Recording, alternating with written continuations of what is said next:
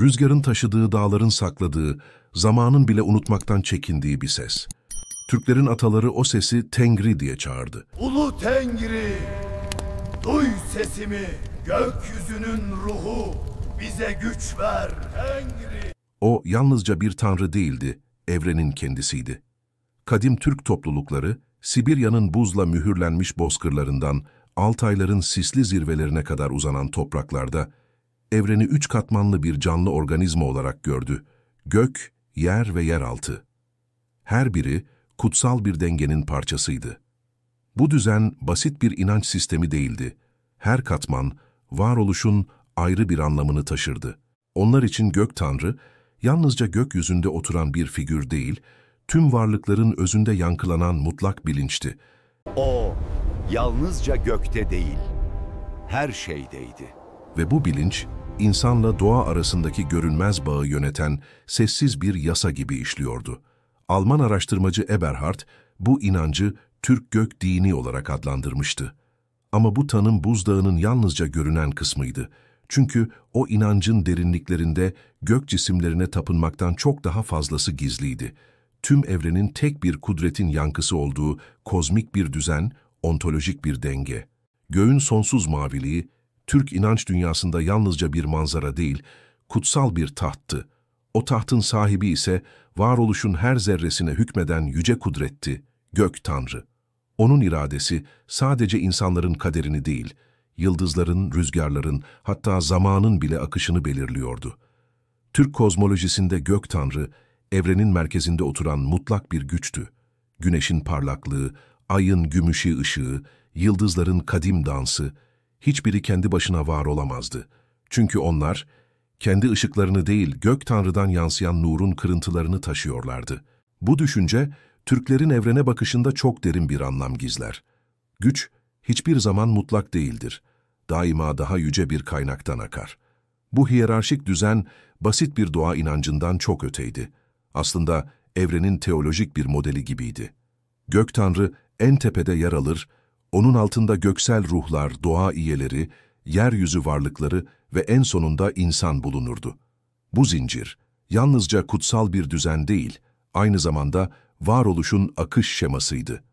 Güneş ve ay gibi semavi varlıkların bile Tanrı'ya tabi olması, Türk düşüncesinde önemli bir gerçeğe işaret eder. Hiçbir güç kökünden bağımsız değildir. Her şey, her zaman yukarıdan aşağıya doğru akan bir enerjiyle beslenir. Bu anlayış, gökyüzüyle sınırlı kalmamış, yeryüzüne, siyasete, toplumsal yapıya kadar inmiştir. Çünkü Türk Kağan'ı yalnızca bir hükümdar değil, gök tanrının yeryüzündeki gölgesi olarak görülürdü. Kağan'ın meşruiyeti bu ilahi düzenle doğrudan bağlantılıydı. Tanrı evreni yönetiyorsa, Kağan da halkı aynı kozmik yasaya uygun şekilde yönetmeliydi. Eski Türklerde düzen hem gökte hem yerde aynı kökten beslenirdi. Düzen tek kökten doğar. Gökte ne varsa yerde de odur. Gök Tanrı'nın otoritesi hem yıldızları hem insanları aynı kutsal zincirin halkaları haline getirirdi. İşte o kutsal düzenin iç yapısı, eski Türklerin evren tasavvurunda bir harita gibi belirir. Evren 3 katmandan oluşur: yeraltı, yeryüzü ve gökyüzü. Bu üçlü yapı hem ruhun hem de yaşamın evrimini simgeler. Her katman, varoluşun bir aşamasını, Tanrı'ya giden yolun bir durağını temsil eder. Yeryüzü, yani Orta Dünya, insanın kaderinin yazıldığı, ruhların sınandığı sahnedir. Burası, yaşamla ölümün, maddeyle mananın buluştuğu ince çizgidir.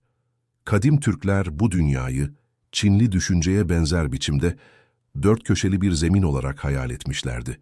Bu dörtgen, istikrarı ve maddi düzeni simgeliyordu. Ama işin büyüleyici yanı şuydu: bu sabit dörtgenin içinde dönen bir daire bulunurdu. Gökyüzünü temsil eden kutsal halka. Yerin dinginliğinde göğün sonsuzluğu dönüyordu. Bu geometrik uyum sadece bir sembol değil, evrenin gizli matematiğiydi. Dörtgen, yatay olanı, yani dünyasal düzeni anlatırdı. Daire ise dikey olanı, yani ruhun yukarıya, gök tanrıya doğru uzanan sonsuz devinimini. Bu iki form arasındaki görünür çelişki merkezde birleşirdi. Çünkü merkezin kendisi kutsaldı. O, tüm varlık katmanlarını birbirine bağlayan kozmik eksenin, yani evren ağacının kök noktasıydı. O eksen yukarıda gök tanrının diyarına, aşağıda ise ruhların karanlık alemine kadar uzanırdı. Evrenin bu dikey düzeni sadece bir mit değil, aynı zamanda insanın içsel yolculuğunun da bir metaforuydu. Göğe yükselmek, aslında insanın kendi varlığında derinleşmesi, özündeki ışığı bulması demekti. Evrenin kalbi, üç dünyanın birbirine bağlandığı o gizemli eksen, Axis Mundi, yani dünya ekseni. Türk mitolojisinde bu eksen bazen bir kutsal dağ, bazen de hayat ağacı olarak karşımıza çıkar. İsimler değişir ama anlam hep aynıdır. O evrenin omurgasıdır. Hayat ağacı, yaratılışın sürekliliğini simgeleyen kutsal bir köprüdür. Kökleri karanlığın ve bilinmezliğin hüküm sürdüğü yeraltı dünyasına uzanır. Gövdesi, insanların yaşadığı orta dünyayı taşır. Dalları ise göğün katmanlarını delip geçerek gök tanrının diyarına kadar yükselir. Bu ağaç sadece doğanın bir sembolü değildir, varoluşun canlı modelidir. Her bir kök, geçmişin gizemlerine, her bir dal, geleceğin ihtimallerine işaret eder. Hayat ağacı yalnızca yaşamı temsil eden bir motif değildir, o yaşamın kendisidir.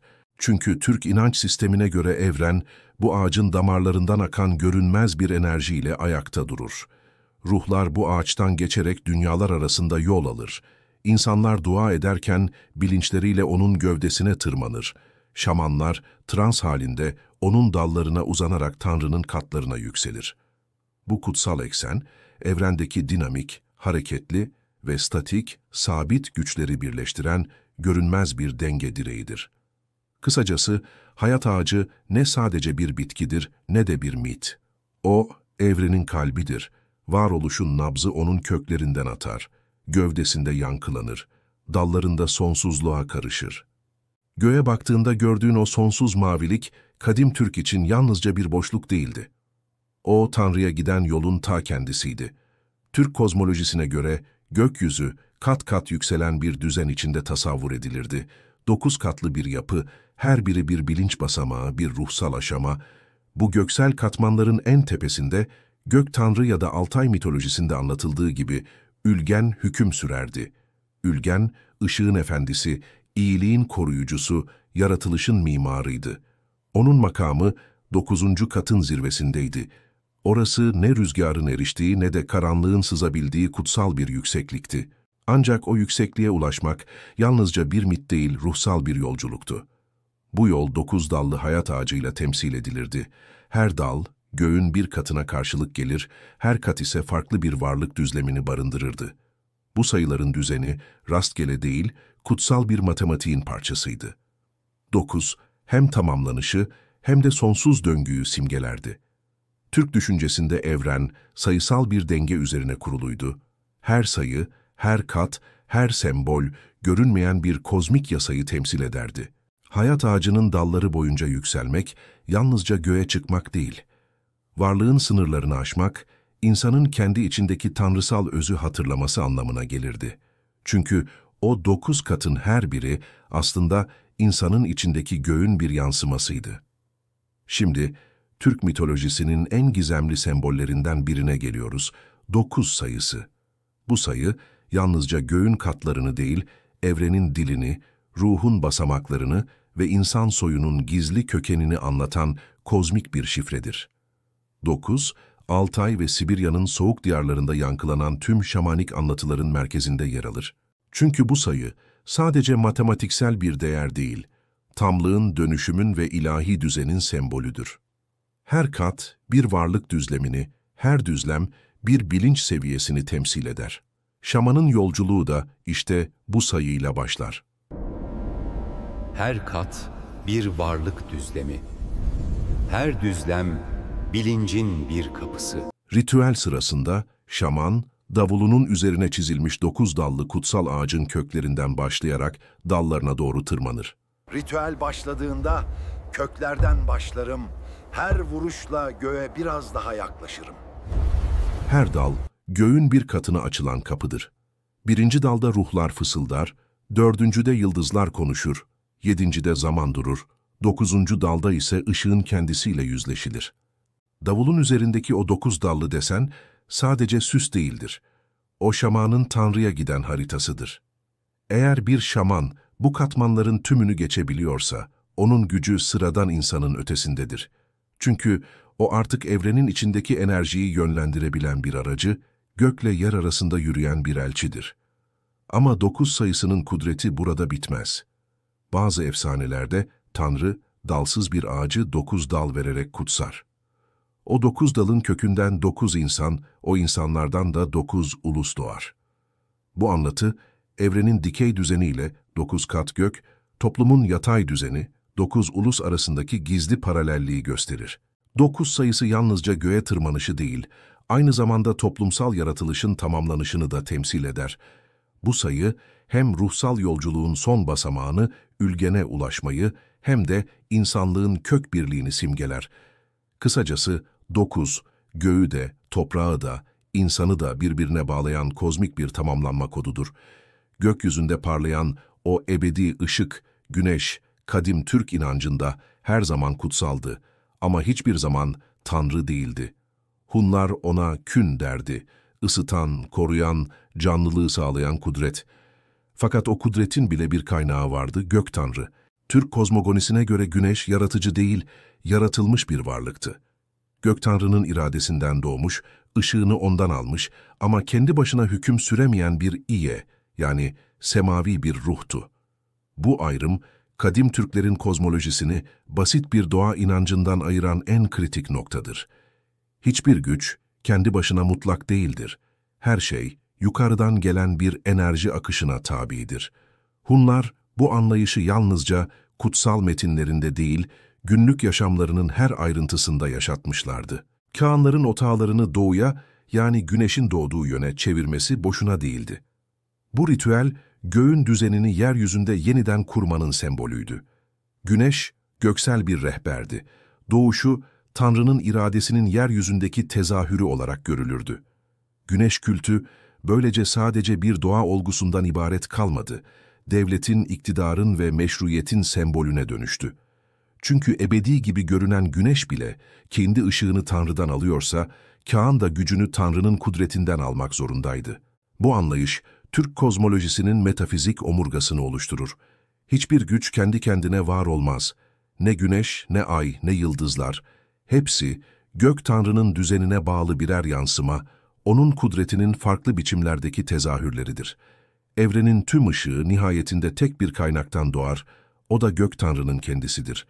Gecenin kalbinde doğan o sessiz ışık, ay. Türk inanç sisteminde ay tıpkı güneş gibi Gök Tanrı düzeninin bir iyesi, yani kutsal bir koruyucusudur. Ama onun ışığı başka türlü parlar. Güneşin ateşinde kudret, ayın parıltısında ise sükûnet, diriliş ve ebediyet gizlidir. Kadim Türkler için ay, yalnızca bir gök cismi değil, ölümden sonraki yolculuğun rehberiydi. Ruh karanlıklar arasından geçerken ayın ışığına sığınırdı. Çünkü o, hem ölümün hem de yeniden doğuşun sembolüydü. Ebediliğin, dönüşümün ve kaderin simgesi. Ayın bu kutsal gücü, Türklerdeki astrokültlerin yalnızca astronomik gözlemlerden doğmadığını açıkça gösterir.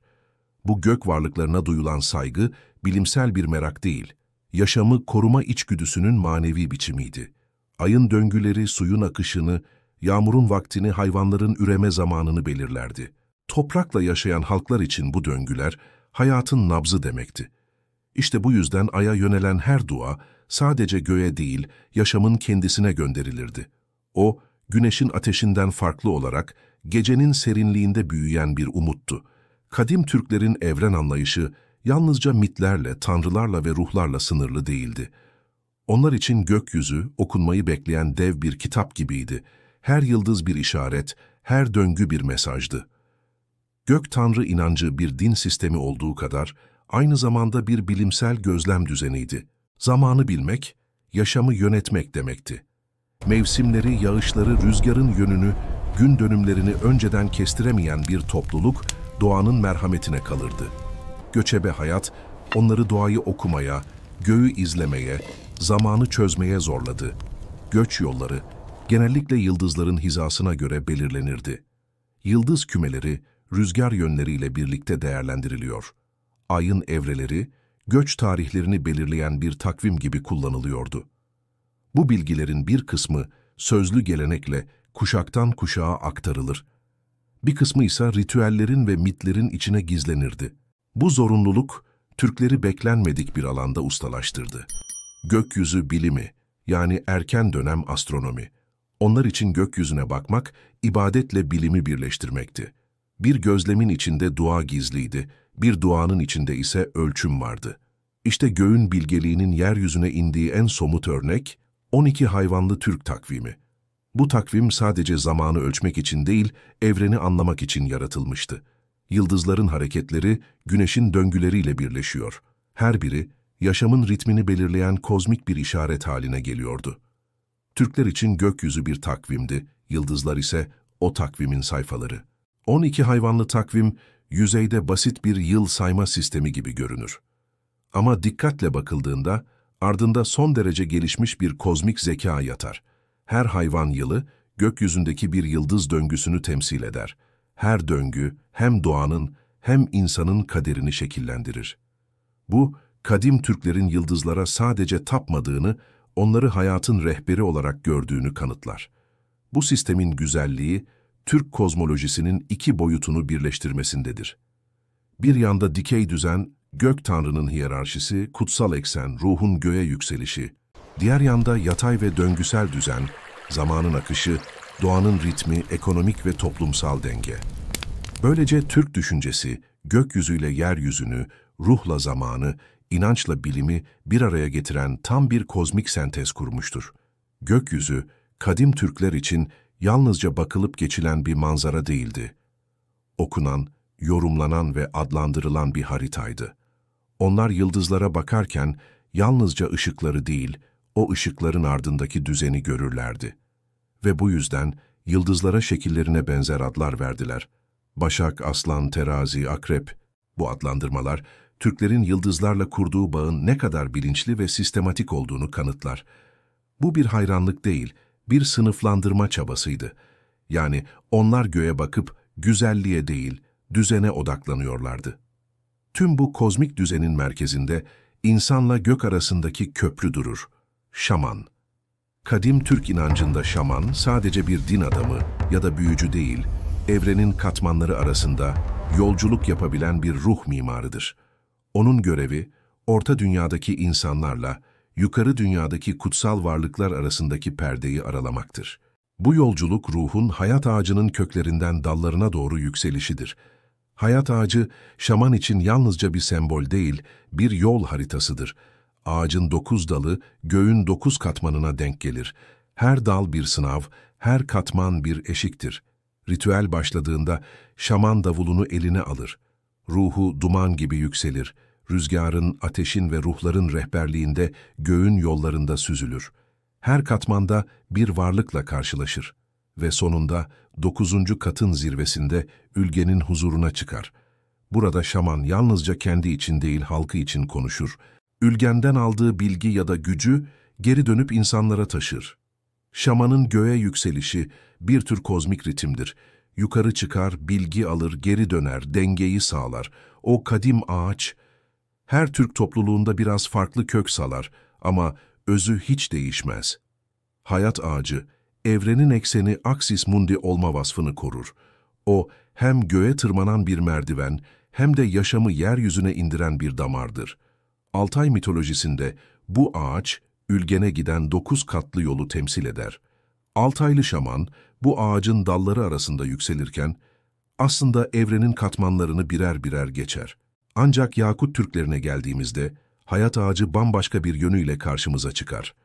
Onlarda bu ağaç, yaratılışın ve doğurganlığın simgesidir. Yakut mitolojisinde 9 köklü kayın ağacı, tüm canlıların kaynağıdır. O ağacın içinden Kübey Hatun, yani doğum tanrıçası, ortaya çıkar. Bu anlatılar, Türk mitolojisinin esnek ama derin doğasını gösterir. Ama değişmeyen bir şey vardır. Her anlatıda, her varyasyonda, hayat ağacı, evrenin kalbidir. Şimdi, tüm bu parçalar bir araya geldiğinde ortaya çıkan büyük tabloya bakalım.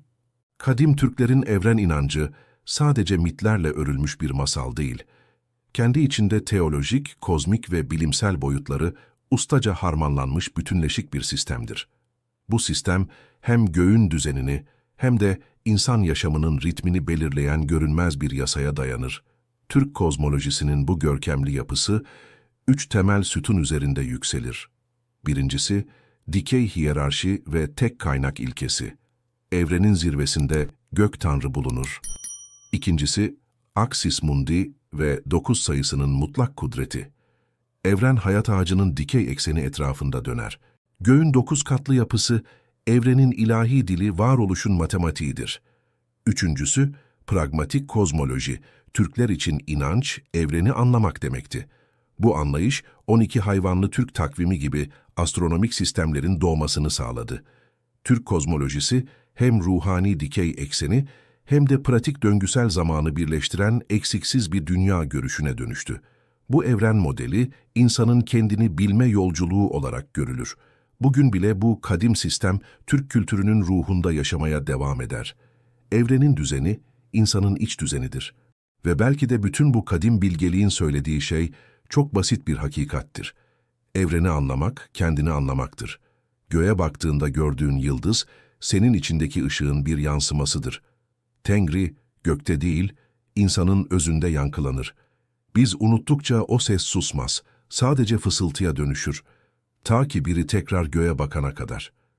Eğer bu yolculuk sana bir şey hissettirdiyse, gerçeğin izini birlikte sürmeye devam edelim. Kanala abone ol, bildirimleri aç çünkü bu sadece bir video değil, kadim bilgelikle yeniden kurulan bir bağdır. Göğün bilgeliğinde buluşmak üzere. Hoşça kalın.